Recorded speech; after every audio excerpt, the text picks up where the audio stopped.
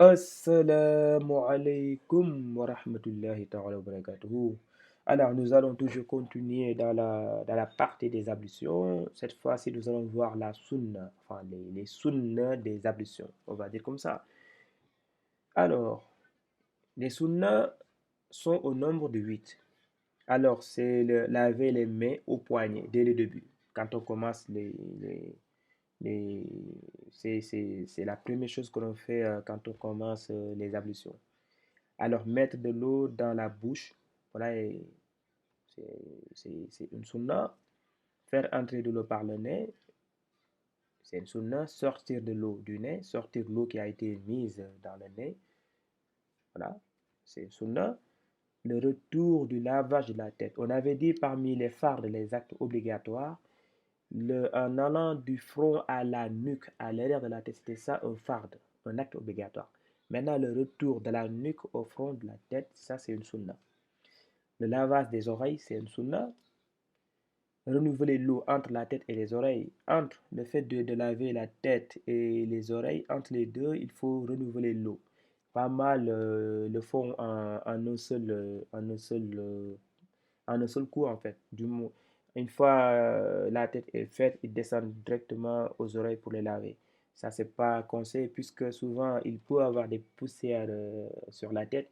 Et quand vous lavez la tête et que directement vous essayez de laver les oreilles, vous pouvez mettre les poussières là dans les oreilles. Ça peut entraîner des plaies à l'intérieur des oreilles. C'est pour cela il est recommandé c'est une sunna d'ailleurs même, de renouveler l'eau entre la tête et les oreilles. Donc le respect de l'ordre des fardes, la manière dont les fardes sont ordonnés, que ça soit de manière croissante ou décroissante, peu importe, mais la manière dont les fardes sont ordonnés, le fait de les respecter dans cet ordre est un sunna. C'est-à-dire que on fait d'abord l'intention, puis on lave d'abord le visage avant de laver les pieds, avant de laver les bras. On lave d'abord les bras avant de laver les pieds. Ça, on pouvait bel et bien laver les pieds avant de laver les bras ou avant même de se laver le visage.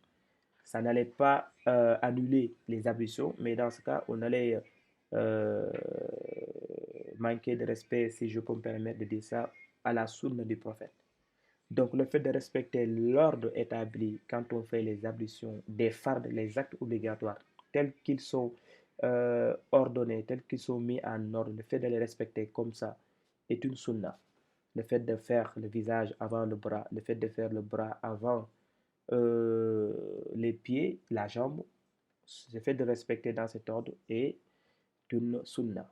Donc, ils sont au nombre de 8. Laver les mains au poignet dès le début, mettre de l'eau dans la bouche, faire entrer de l'eau par le nez, sortir de l'eau du nez. Retour du lavage de la tête, donc de la nuque au front. Lavage des oreilles, renouveler l'eau entre la tête et les oreilles, c'est important. Et le respect de l'ordre des fardes. Alors, pour les ablutions, comment répartons une sunna semi-obligatoire oubliée? Alors, si j'ai oublié une sunna, comment je la répare?